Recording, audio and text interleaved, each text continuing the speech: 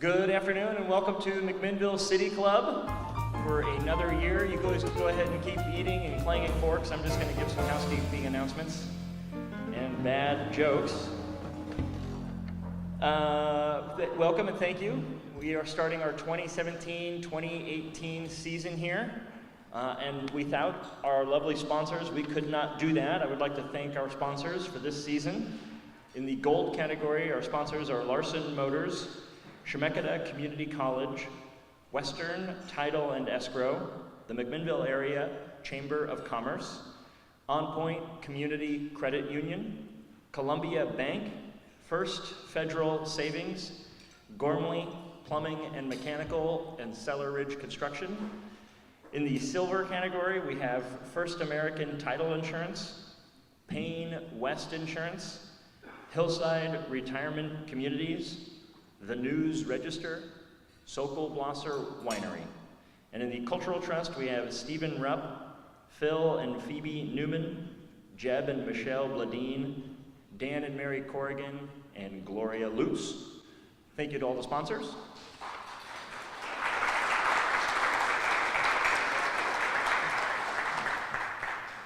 Again, thank you for coming. Odds are, if you've come, you know who we are. Just in case, thought I would refresh you. McMinnville City Club is a nonprofit here in the city of McMinnville whose direct charter is to establish a forum for the consideration of a wide range of topics for locals. So that's what we're doing. We do it 9 months a year. We're starting up in September. We'll go through and take December off, and then start up again in January and go 6 straight months through June. Each month we provide you a new topic and a new speaker. Some same topics with new speakers, some same speakers with new topics. Ideally they're interesting and timely, and last season we forecasted the whole year out in advance as we always try to do, so when you sign up for a membership you know exactly what you're getting for that whole season. And some things were really incredibly timely. We had Hanford way out at the end of the year, or what was going to be 10, 12, 13 months in advance when we booked it, and became incredibly relevant when we had that discussion, as well as many other things. So I'd like to read now the whole season schedule, get you excited, and let you know that there's going to be some big things happening. You are here today for Mayor Scott Hill and City Manager Jeff Towery's State of the City Address, so thank you. Next month we'll have Warden Rick Ives out at Sheridan, and he's giving a talk on life with bars. So if you ever wanted to know how true to life that old show Oz was. In November we're going to have Jim Gullo, local author Jim Gullo, come talk Before There Were Grapes. He was commissioned to do a really interesting project on a lot of vineyards and research the time in which the land was used before they were grapes. So he found some really cool stuff, and if you've never heard Jim talk for a while, he knows how to tell a story. So that will certainly be entertaining and historical and interesting. In January, we will have Andrea Brown and Beth Downs and Robin Makunda come and talk on a trip they actually have yet to take. They will take this trip and then come talk about this. It's, I believe, a Fulbright trip to North Cyprus, Turkey, and the Middle East. And their talk is North Cyprus, Turkey, and the Middle East in Flux, the Ebb and Flow of History. That one should be very interesting. If not, nothing else, it'll take the crown as the longest titled program of the year. In February, Jeff Knapp will come. Jeff Knapp is the Executive Director of Visit McMinnville. He'll come and present on a topic, leveraging tourism for economic growth. And by then, they'll be ramping up on their season's marketing heavy. And you can come find out about how Visit McMinnville's done some successes and failures, and what their outlook is for the city after they've been in operation for several years. In March, we'll have Susan Saladoff. She's former lawyer turned documentary filmmaker down in Roseburg area. Her topic is the same as the documentary she made called Hot Coffee, Is Justice Being Served? It's all about tort reform, and it kind of starts with that famous case of the lady getting hot coffee spilled on her at McDonald's and runs from there. It's really interesting. April, we'll have William L. Sullivan, another local author, more Oregon local, not McMinnville local. He'll present a talk called D.B. Cooper and the Exploding Whale, Folk Heroes of Oregon. I've yet to hear if he will bring a whale or not. Maria Stewart in May will come talk IP&C in McMinnville, and that was a talk she was going to give last year but had some family issues, and so she's going to bring that talk back. Last year it was called McMinnville at IP&C at 30 years, so technically you could call that one IP&C at 31 years. That was the bad joke, in case you were following along. Thank you. And then in June, we'll close it out with Linfield professor Dr. Chad Tilburg, Observed and Predicted Consequences of a Warming World, which will be an uplifting talk, I'm sure. So thank you very much for coming and paying attention to the McMinnville City Club as we go about our entire schedule. I am Zach Gary, currently serving as the board's president, but we really appreciate you all being here and listening to the hard work that we've put in for you. Which brings me to today. I'd like to welcome our new city manager, Jeff Towery, as well as our mayor, Scott Hill, who will address you in the State of the City address. Scott's going to come up and start first and take the first half. Jeff's going to come up and take the second half. And then at the end, they'll get together for questions, which is how they're going to want to take it. So write down your questions, save them all to the end, unless you have some absolute burning desire, then you can ask. But otherwise, let's bring up Mayor Scott Hill.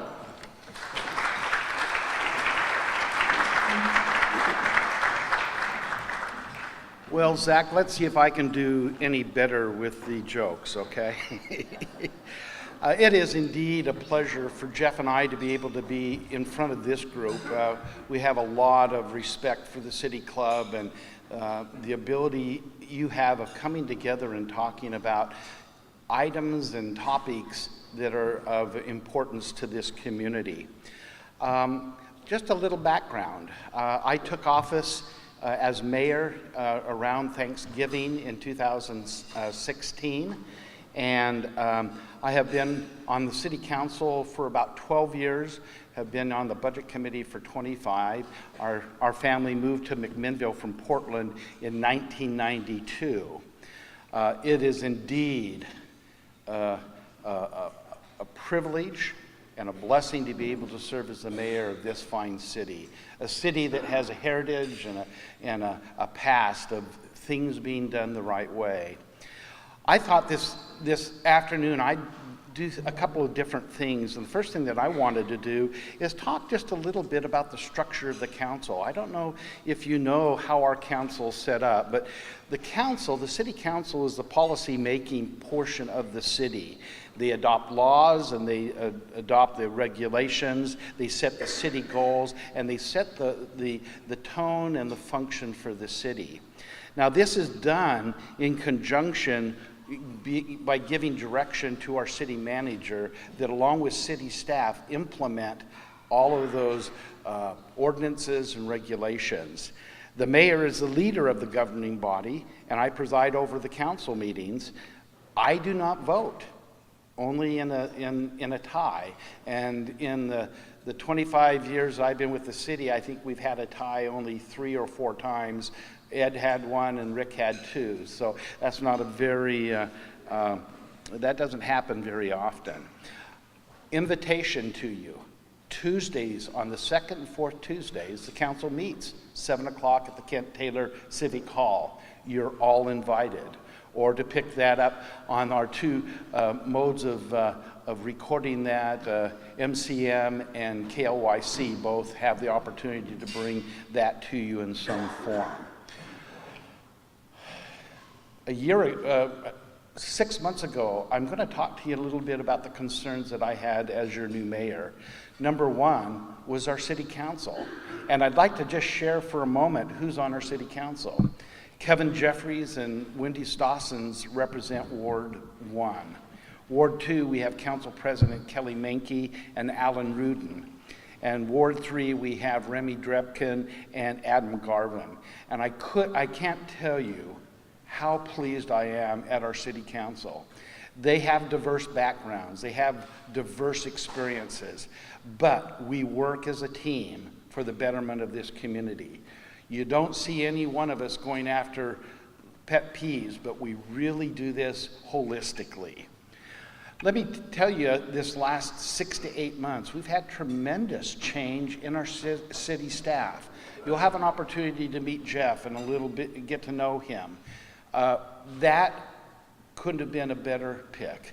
Jeff brings so much experience. He's wise. He's a listener. He's been able to build the team and the trust back that we had lost for a couple of years between the council and staff and maybe even the community. I feel very, very good about that. I'll tell you, he has done just a phenomenal job in bringing some new people on, and I thought I'd share just for a moment those department heads. And Jeff is our city manager.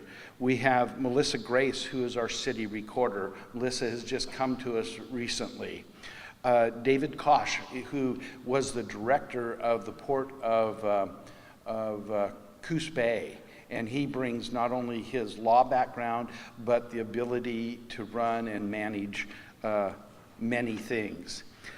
We also have someone that's been with us for a long time, Mike Bissett, who's our director of community development. Mike has his hands so full right now with all the transportation related things that are happening and out at the airport, and Jeff will go over some of those a little later.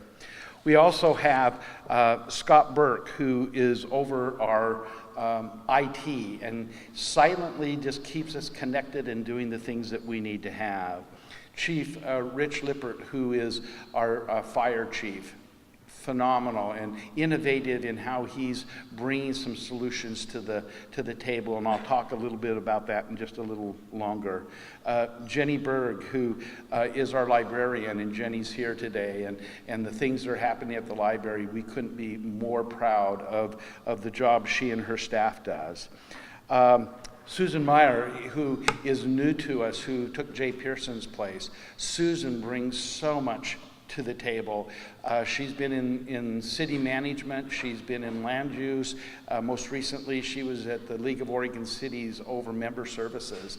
And again, just a new, fresh, innovative individual to join our team.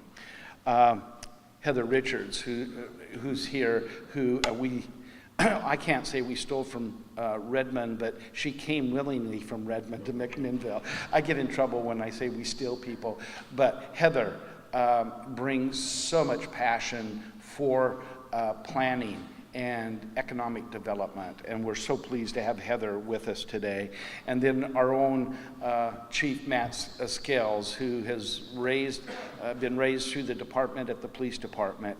All of those individuals do a tremendous job for this city, and I couldn't be prouder of what and how they go about doing what they need to do.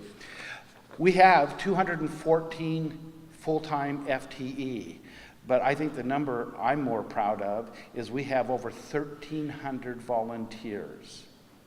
1,300 volunteers. Let me just share of an experience that happened Saturday. We had a nonprofit group out at Discovery Meadows Park, and the staff went out and cut all the low-hanging limbs off the trees and was working on all the shrubbery. And this group of 70 came in and put in about 5 hours. So you take 70 times 5 hours, and they were able to clean all of that up. We had 5 employees out there with trucks, and it was just going all day.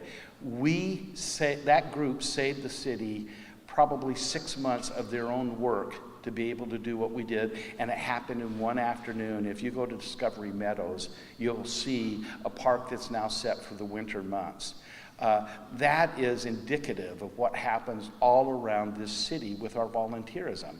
I would say, as I look at this group, there are a number of you that are volunteers, and I say thank you. Thank you for what you do in your own way. 6 months ago, I wanted to make sure that we were doing the right things with our partnership. And we have partnerships with McMinnville Water and Light, and I sit on their commission, and I am amazed at the utility that we have in this community. Jeff and I had an opportunity to go out one afternoon and look at all of the assets of McMinnville Water and Light. And I can look each and every one of you in the eye and say, we are well taken care of with that natural resource of water and the ability to bring electricity to you at one of the cheapest costs in any community within the state of Oregon. A lot of pride in that. MADP, McMinnville Economic Development Partnership, another partner that we are so fortunate to have Jody and her group. Matter of fact, we brought them in-house a little bit, and now they're with our community development office, but it's one of our ways of showing how much we appreciate them. You're going to hear from Jeff Knapp, but Visit McMinnville is another partner that we have just been excited about. Their focus, their ability to bring tourism in on the weekends, making this the heart of wine country. Our county, Mary, it is so good to be able to work with our county partners, and we're committed to growing that relationship that we can work hand in hand with our county commissioners and with the structure that's here in this community. The Chamber and MDA, these are all great partners, and those are very important to us. We also have many committees, and I'm not going to take much time. Time is running, but we have the Airport Commission, we have the Audit Commission, we have the Budget Committee. We've got the Historic Landmark Committee, and I see Rob and Rosemary here. One of my favorite committees is our Landscape Review Committee. I'm learning a lot about landscaping and trees, and I'm taking a lot of information back with that. We have the McMinnville Affordable Housing Task Force, and we have the subcommittee on at the McMinnville Affordable Housing Task Force on homelessness. We have the McMinnville Urban Renewal Advisory Committee, and we have the Planning Commission. And these are committees that meet on an ongoing basis. And some of these committees put upwards of 10 to 20 hours a month into preparing things for the council. And I would be remiss if I didn't take a few moments just to thank them. What are we focused on as a city in 2017, 2018?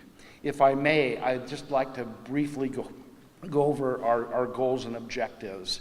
And again, on our website, just go under the City Council and go under goals, and this would come up to you. But we really want to commence the process of improving and including a cross-functional process for code enforcement. And that goes back to the municipal code and making the code much more available to those that would look at, but also to be able to enforce the things that we have on the books.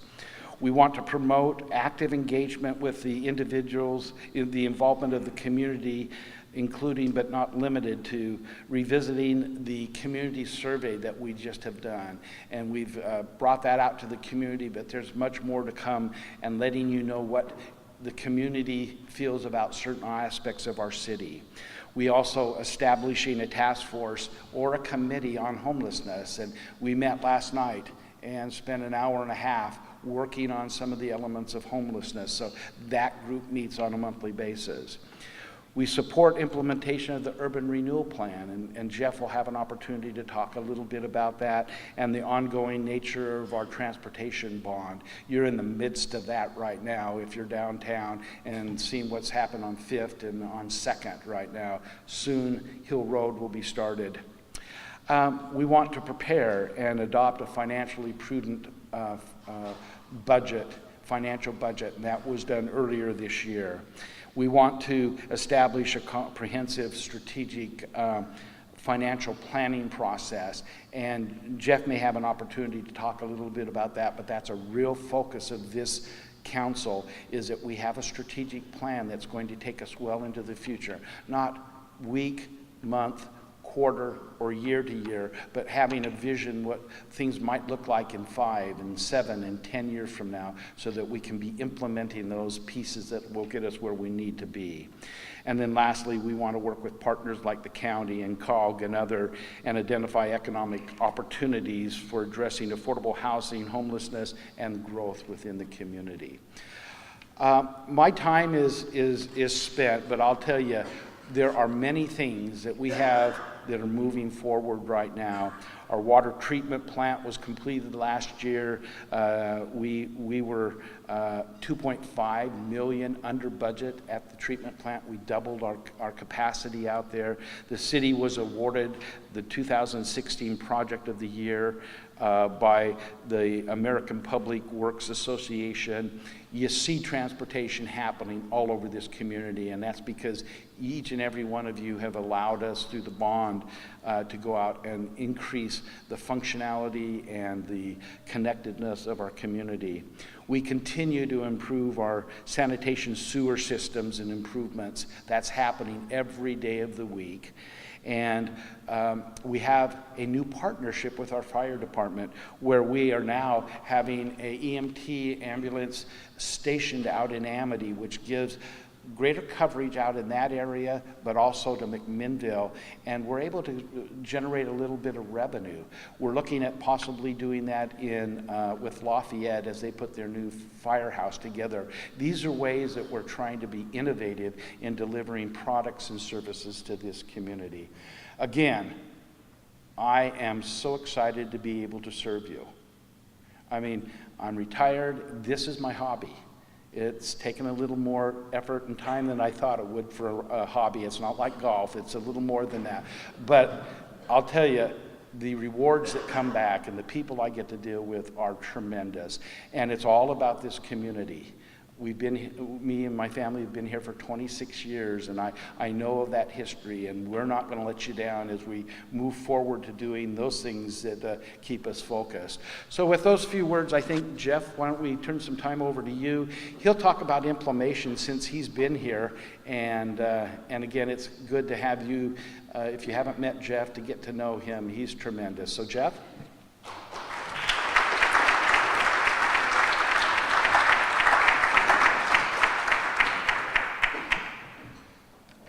Good afternoon, everyone. Thank you for inviting us. It's my pleasure to be here. Zach told me we had an hour apiece, and so I've got about an hour to go, so buckle up. My phone has blown up since I've been in here. I'm sorry about that. A little bit of background. I had the pleasure of getting a really unusual and unique Valentine's Day gift this year. That was the night that the city council hired me. So when I told my wife what we were doing for Valentine's Day, I said, we're going to go to a city council meeting, hon. We did go to a nice dinner afterwards. So I've been here a little more than 6 months, almost 7. I've spent most of my career in local government management and most of that time in Oregon, so I'm new to this place, but not necessarily new to the business or to this part of the world. And this is really the part of the world where we and our family belong. I have to tell you that you and your neighbors and friends have been so kind and so welcoming to Doris and Jared and Paige and I that we really know we're in the right place, and we really appreciate it. I'll also say that today's introduction by Zach was the kindest he's ever been to me in the 3 or 4 times he's had the chance to introduce me, so thanks for the kind and gentler Zach. I appreciate that. Let me talk a little bit about some of the things that are going on right now that will continue. Show of hands, please. This is the participatory part. How many of you have been inconvenienced by a construction project recently? Those of you who haven't raised your hands, you're really not being fair, because you have been. It's a busy time. We've got things torn up all over town. Some of our utility partners have things torn up all over town. Some of that's their work, some of it's in conjunction with ours. And so we just beg people's forgiveness as we work through those capital projects. Most of what you're seeing, the implementation of the transportation bond projects, we've got about 3 more years of that kind of work to go. 2nd Street is torn up right now. We're going to continue to work on that project over the next several months. We're getting ready to start construction on Hill Road. We're going to start that in about another 2 or 3 weeks. We're going to start at Wallace Creek Road, work our way north to Baker Creek. We're going to then turn around and work south, work the other way from Wallace Creek Road, because it zigzags a little bit, down to 2nd. Pardon? Closer, okay, I wasn't sure how that was working. Is that better? Thank you. We are working on Alpine Avenue. We're going to button that project up here pretty soon for the fall. It won't be finished, but we want to get out of the way of the winemakers for the crush and production season. So probably in the next week or two, we'll put Alpine to bed for the winter, and we'll come back when the weather lets us finish that. And we'll really have a remade greenery district when that Festival Street is completed. We found out earlier this month that the state has decided to replace the bridge on 3 Mile Lane. That work will happen 2019 through 2021 roughly, so that's going to be a pretty disruptive project, and we're kind of working our way through how that's going to work. Originally that was supposed to be a 1-season project, and now it's looking like 2+, so we'll be working with our partners at the state on that project. We've still got work on Old Sheridan Road that will happen. That'll be the last big project from the transportation bond, and that'll start in 2018, 2019.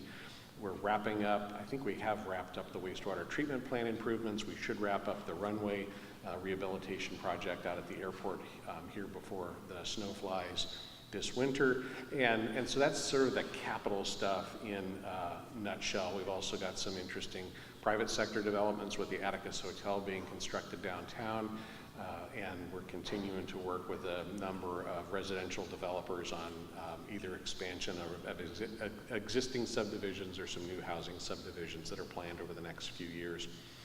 The mayor highlighted a little bit one of the big efforts that the city's going to be making over the course of the next, I'm going to say 9 months or so, and that's the creation of this community's first strategic plan. We've been pretty strategic and thoughtful about how we do business at the city for a long time. The council has a long tradition of doing annual goal setting, but what we haven't done is really a community-wide engagement effort. We're going to be working with a lot of stakeholders in the community, a number of folks in this room. You're already on a list if you didn't know about it, and anybody is welcome to participate in that. We've talked to the council about how that process might play out. We'll be back to the council in October, and the work will really start in earnest in a real open and public fashion shortly after the beginning of the calendar year. So we're looking forward to that strategic initiative. In addition to the work that we'll do on community-wide issues, we'll be working with our business partners primarily through Visit McMinnville, the Downtown Association, the Chamber, and MEDP to work on an overall economic strategy. We've got 4 really strong partners in economic development here, and we want to continue to work in the same direction and make sure that we don't have any gaps that need to be filled either by one of those partners or by the city.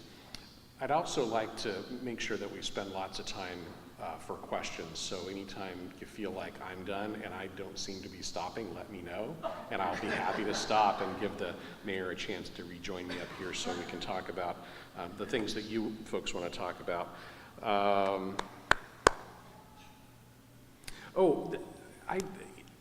I say this too much. I don't like correcting public elected officials in public, and then I do it as soon as they say I don't like doing it.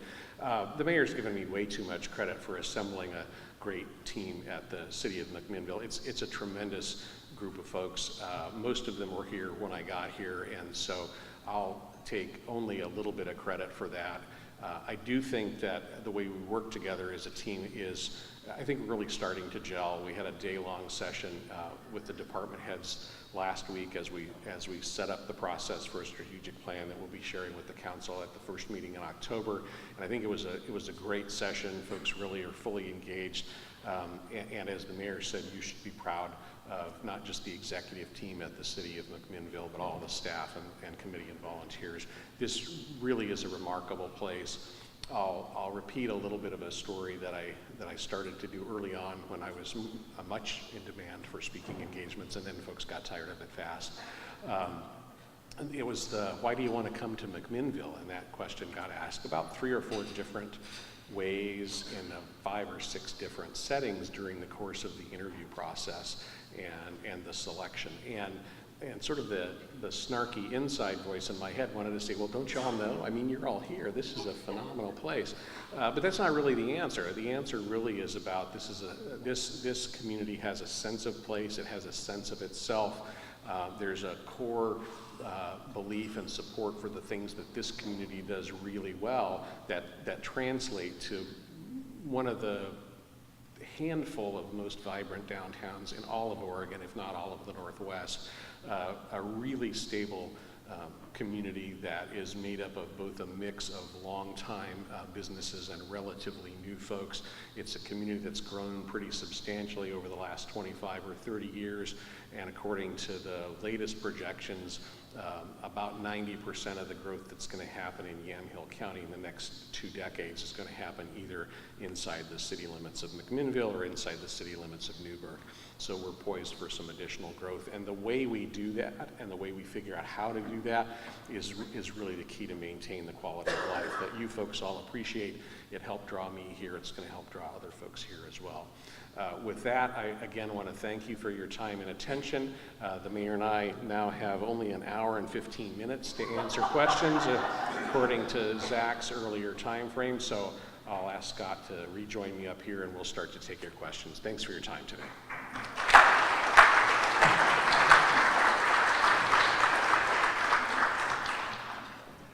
So let's open it up to questions. Again, the implementation of where we are and those types of things, we'll have Jeff.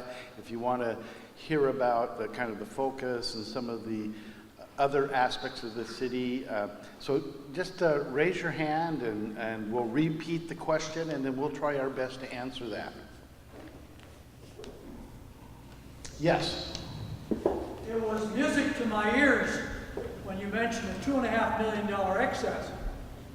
Most of us have been around long enough to know our water system and the quiet response from Bonneville and trying to take it away from us. But excess money, is that going to come back in a kickback? Or do we expect to hear some kind of projects? Let me tell you, when we personally moved to McMinnville in 1992, the best electric rates in the state. I was amazed coming from Portland how low those electric rates. Water was very low, but there was one thing that was pretty high, and that was sewer. And I couldn't believe how high the sewer rates are. And so our wastewater plant is something that our forefathers thought about many years ago, that we would pay as we go when it comes to sewer and wastewater. And so we were able to put on about a $13.5 million project without floating a bond to you. We did that out of money that we've saved. Now we've been paying a little higher in sewer for the 25 years I've been here and before that, but there are other communities now that have to build their wastewater plants, and they have no money, and guess what? They've got a bond. And so that money goes back into that fund for the next project that we will have with wastewater and sewer, so that we will not be coming to you to do a wastewater and sewer bond to keep up with the federal and state regulations that really warrant what we do there. So did that answer your question? Okay.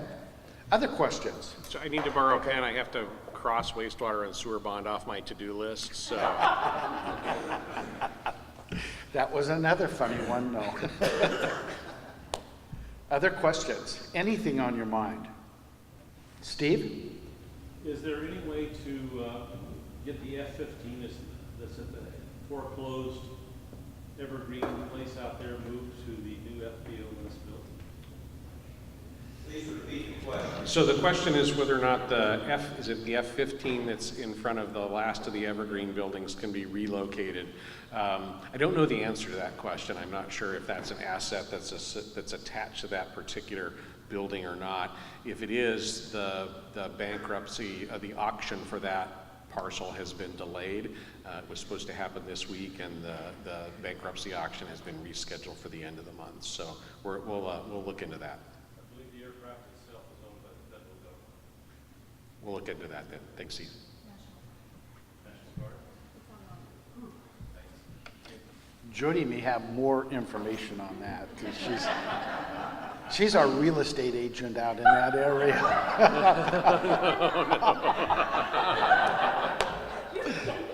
I know I'd get you in trouble. That was my faux pas. Other questions that we might have? Yes, Mike? It seems to me like we have this huge asset so close to downtown McMinnville. It's called park in the same terms I think of what Drake Park is to downtown Bend from a proximity standpoint. Obviously, Cozine Creek is not the Deschutes River. But is the redevelopment of the city park somewhere on our radar screen? Susan? No, no. 4 weeks on the job. Yeah. She's been coming back every day. So one of the things that we are in the process of developing sort of our last round of parks that came out of our parks master planning and the parks bond that was passed a number of years ago. And we really need to take a look at what the future of our existing and new parks infrastructure looks like. I think that's going to follow after our strategic planning process, so we get a better sense of what the community's interests are. But we've got significant assets. I think we're approaching 600 acres, right, Susan, of parks and open space. We need to make sure that we are good stewards for that existing property, as well as being able to provide both passive and active park space in the community. So that'll be on our to-do list, but we don't have a specific plan of action at this point. There was also another question here, and then Zach. Did you have a question, sir, in the red? Yeah, I did. It's really not that important, but what's the status of that lawsuit between Corvallis, the League of Oregon Cities, about taking away our right to vote on annexation? So the question was about some legal action between the state and Corvallis related to voting on annexations. So the legislature, not this most recent session, but the previous session, did pass a law that changed the way annexations are done in the state of Oregon. So that's been a legislative initiative. There's not really a particular local issue there. That goes against the Constitution, though. That's what the courts will sort out. Okay. Yeah. What's the status? I don't know the status of that. We're not a party to that action, so I can't answer that. Zach, you had a question? My question was, can you follow up to Mike's question on parks? The 600 acres of parks, city-owned parks, is that what you said? What's the context of that compared to other cities in the state of Oregon? How do we rank? Boy, I'm not sure. Susan, do you have a sense of that right now? I don't have a sense of that. I will tell you that I came from Springfield, where Wyoming Park and Recreation District was the park and rec provider, so the city wasn't a direct provider. My sense is that the kind of the scope and variety of parks and open space we have here probably is better than a lot of communities our size. But I mean, that's sort of anecdotal and completely wild guess, and probably wrong. But I'll give you my sense. I would feel the same way, and the way we've been able to do that in times past is that that's been an area that we've gone out to the public and we've done bonds. And the current bond is taken care of for parks, and so we may have a little capacity there. But the reason what we're in the healthy shape that we are is that we've gone out to the public and they say, we want quality parks in this community. Yes? Is the homeless problem a problem that is not to be discussed? No, we're meeting on a very monthly basis. We've got all of what we feel the stakeholders there around the table. It's not a problem that I know of any city that has been able to take care of. So it's a process that we're going through. So right now, let me just share a little bit of what we have enacted. We have a group of individuals that are looking at affordable housing. And because we have a lack of affordable housing. And so they're trying to take a look at seniors and some of those that are having a very hard time being able to live in our community because we just don't have affordable housing available. We have a subcommittee that's trying to address the housing for the homeless. Okay, and again, we met for an hour and a half last night, and we've earmarked a couple of groups of individuals that we have big concerns about. Youth, senior women, families with children, and vets. And we're addressing that with a fairly good, well, our time has left. It's like being at the Oscars, they just cut the mic right off. My watch says we have 9 minutes left. No, I have a loud voice, so I'll continue. So that is happening. Now, we also are in the midst right now of putting together a task force that will be for 6 months. And that task force is going to deal with the behavioral and the safety issues downtown. And we've brought together 9 to 10 individuals and to be able to address that. And that will be starting within the next 4 weeks. And we'll be looking at ordinances that we can put into place to make sure you, anyone that's visiting, there we go. We have another 9 minutes, okay? So what we're looking at is that making sure that visitors, citizens, our children, anyone that go downtown feel safe and secure. So again, I know there's been a lot in the press, and it's not like we've buried our head. It's a thoughtful approach we're going to do, and I can look into this group and say there's 1 or 2 that are going to be on that task force from this group right here that we've already approached. Does that give you some insights? Thank you. Any other questions? Zach? In the long-term focus of the city, how important and where does connectivity come into play for the long-term planning in both bike and pedestrian access? It seems like we've got a lot of great places, and then you got to play Frogger across dangerous places to get to the other nice places. That's actually, so the question was about connectivity, particularly for bike and pedestrian access around the community. That's actually something we need to do a better job of as a community, and that's on Heather's ever-growing work plan. So, yeah, that's congratulations, Chair of Bike Path Connectivity. There was a question in the back as well. Linda. This isn't going to sound right, but I need to ask this question. You said that you're meeting once a month with citizens on a subcommittee to address homelessness. Is once a month enough? It's a pretty passionate issue in this community. Linda, the subcommittee on homelessness with homes, they're meeting on a monthly basis once a month. They have been meeting more often. They've been meeting for about 6 months right now. This task force that we're putting together on the safety and the behavioral, we see that being twice a month, and it's a 6-month.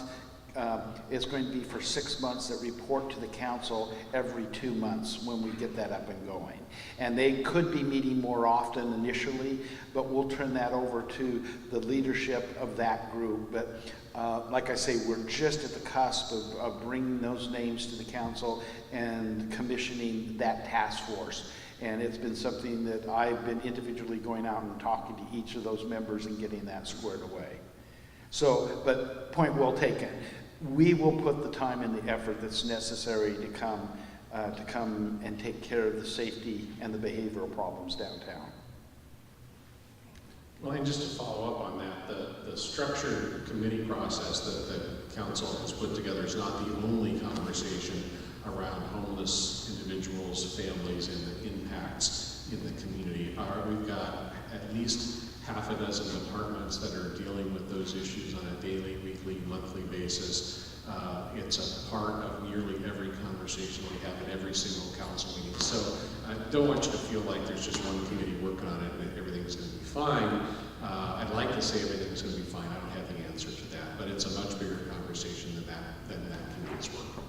I appreciate you saying that, because I like to hope that every department of the city is well aware of this issue and how passionate the citizens feel about it, and that it requires attention now.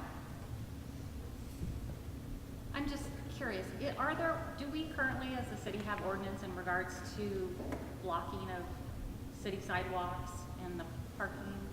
and camping along the street? Do we have ordinances in regards to those now? So the question is, do we have ordinances regarding camping in the public right of way, essentially sidewalks and streets? So those areas need to be kept clear. When we become aware of them, we will go to wherever the blockage is happening and make sure that it's open. So we only know about it when we know about it, though. So we typically will respond or notice that on our own when we're out and about. One thing that I could say is that we had about a month ago, we had citizens come and address the city council.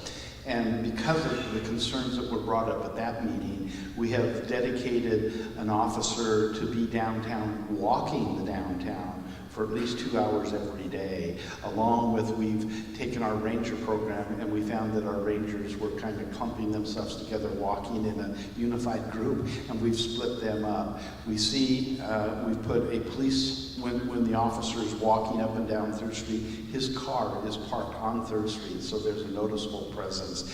And we're trying to not only look for the concerns, but we're also stopping in and talking to the businesses on 3rd Street to have more of a presence there. And that came directly from citizen concern, and we reacted to that in 2 days, and that's been happening ever since. Sally? Yes, first of all, I'm delighted to hear that you are looking at potentially a 10-year strategic plan, or looking out 10 years. Can I say 20 maybe? And I Push it further out? would love to hear you say 20. 20. Even I'll say 50. 20. But I think we need to be that forward thinking. The question I have is how in that strategic planning, as well as currently with departments and department heads, are we looking at the issues that come from a greater diversity in our city, where we currently have 23% Latino people, residents in our city, and in 10 to 20 years, it could be close to 50%, I think. Well, I'll start, and then Jeff can. I can tell you right now on our committee, we are looking for diversity on every committee. And Jeff, myself, and the council have started to reach out and try to bring in diversity into our discussions and putting them on committees. It is a long and tedious process because people work and they have families, but we have that. And I would suggest very strongly that a part of our strategic planning and goal process will include more diversity throughout the city on our council and on our committees and our approaches that we would take go forth with. Knowing right now that we are doing that, I've probably been in 5 or 6 interviews already and talked with individuals and asked them to bring candidates to us. Jeff? And one more piece to that is we're going to retain a consultant to help do a lot of the stakeholder engagement as part of the strategic planning process. And one of the key criteria that consultant will have to convince us of before we select that firm is their ability and their demonstrated ability to do outreach and engage otherwise underrepresented populations in the community. So we'll be looking very specifically for somebody who can do that kind of work and has a successful track record of doing that kind of work. Mike, you had a question too. More comment. I spend a lot of time downtown. I've been told to lots of times. I'm sorry, I should have said that to you. I apologize. And I've seen a significant improvement in the influence of the homeless population as half had in a negative way, being downtown a lot. So I think whatever has happened has made a significant improvement, and yes, there is more work to be done. Thank you, Mike. Mike's comment about the city park reminded me of the fact that when I drive down 3rd Street to turn left onto Adams, that I need to be reminded every single time to look to my left because of pedestrian traffic that crosses at First Federal or at the MDA office over into City Park. This is an issue in the fact that when people are coming down Adams, one lane will stop because someone's at the curb. There's no crosswalks there. However, there is the handicap space. So it appears that it's okay to walk across, but there's no walks, there's no signage. And if somebody would look into that, that would just be fabulous.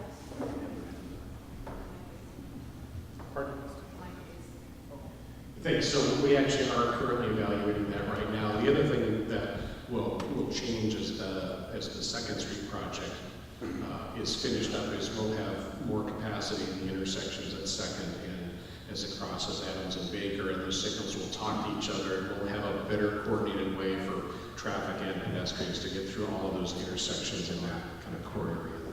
Thanks for that. The time has come.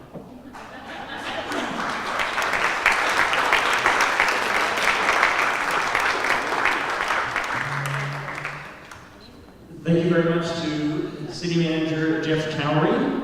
Is the hour over? Can I be mean to you again? Yes, we're so close. Don't go anywhere. And Mayor Scott Hill, they're going to walk home with a City Club wine bag and a bottle of wine for their lovely lives from our sponsor, Sofa Glosser. So another round of applause for those gentlemen for presenting today. And we'll get you on your way here in a second, but it seems like in the last 12 months we've had an incredibly interesting political climate that has gone all the way from the top down to the bottom at our city level and is represented by these two guys kind of right here. And so I'd like to thank them for coming out today to be present for you all. And I'd like to thank you all for coming out to be present for them and asking really good questions and getting involved. So a round of applause for them and for you. And these guys are going to clap too for you, so thank you. And I would encourage you to continue to be involved in any way you can. Go to the meetings, watch the live streams that they put up, listen to the radio that they broadcast, get email addresses, send emails as you think of things, send pictures, do any way you can, and perhaps most importantly, join and attend the City Club. Thank you.